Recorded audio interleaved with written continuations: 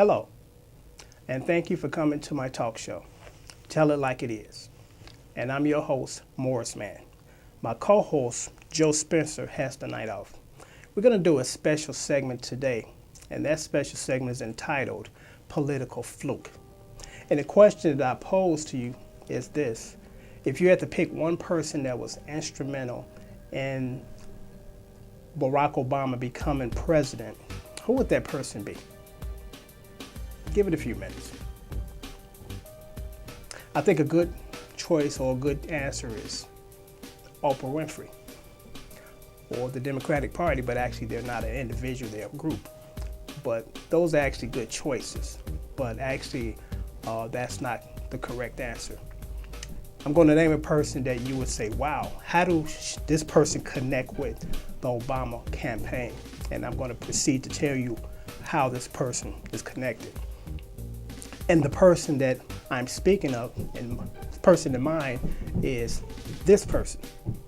Now you might say, who is this person? Then some might say, oh, okay, I remember this person from Star Trek, The Next Generation. So how Jeri Ryan is connected to the Obama's presidency, or how did she have any type of influence in that? And I'm going to tell you why. It's an interesting story. It's like you kind of trace back the roots as far as where it started. Now, most of us that lived outside of Illinois, Barack Obama didn't get on your radar until he became senator, or actually he was running for president. But the people in Illinois, and I lived in Illinois during the time, they were aware of this young, charismatic, energetic Democrat. He was running for Senate in 2004, I believe. And he was running against a gentleman by the name of Jack Ryan. Jack Ryan was a Republican. He was an investment banker. He was also a professor at Harvard University, where he earned his degree in business and law. Young, intelligent, charismatic. Everybody seems to like Mr. Ryan. He seemed to have been a pretty nice person. And he was well on his way to winning the Senate seat. And everybody actually in Obama's camp knew that the polls was in Mr. Ryan's favor. Because you have to remember, this is back when the Republicans were in power, and we had a Republican president. And it was basically slated for Jack Ryan to win, unless a miracle occurred. And actually a miracle did occur. And what happened was this. And let me say this first, because this is interesting as far as politics. You ask yourself, why do people run when they know they're going to lose? Because, I mean, most of us wouldn't get into any type of competition if we knew we were going to lose. And here's the answer to that question, because I couldn't understand it for many years. The first go round, if your candidate seems like he's not going to win by the polls and the ratings, it's more or less to get his name out there, because recognition is everything in politics. It's even more important than the actual platforms that these candidates stand on, because most of us do not sit down and go through pages and pages of research to figure out where these people are coming from politically. We just happen to see them on TV often, a lot of times, and we say, oh, they look really nice, they're really pleasant people, there's no scandal involved, so I'm going to vote for that guy.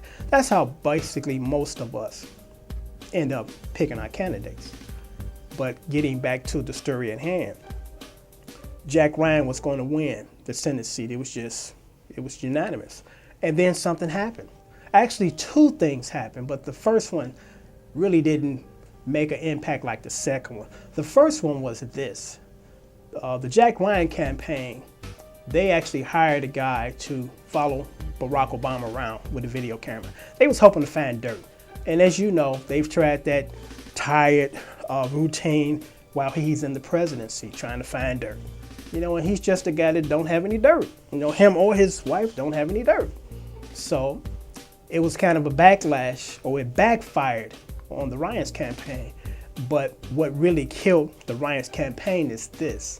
His wife at the time, Jeri Ryan, she was filing for divorce, and she dropped a bombshell. And her allegations was that her husband, Jack Ryan, was more or less a super freak.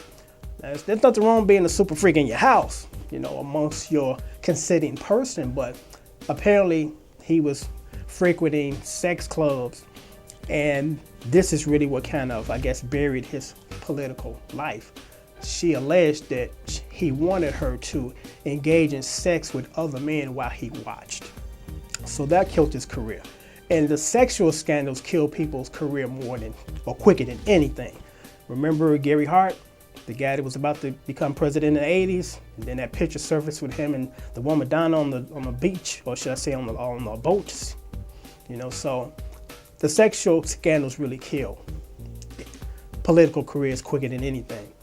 So after Jerry Ryan dropped that bombshell, then what happened was he had to fall out, or should I say he stepped down from running. Then the Republicans put in Mr. Alan Keyes. Now, to most of us, Mr. Alan Keyes is a joke. You know, no one takes him serious, not even his own party. So they were scrambling to try to get another person to run against Obama, and they selected Alan Keyes. And of course, the rest is history. Alan Keyes lost, Obama won, he went to the Senate, then he ran for president, then he became president. So it's pretty interesting that, to me, one person literally changed the course of history, and that is Jerry Ryan. Well, actually, I guess her name is Zimmerman these days. But I just wanted to share that story with you, and I hope that you found it interesting. And until next time, as always, I thank you for coming to my talk show. Tell it like it is, and keep thinking.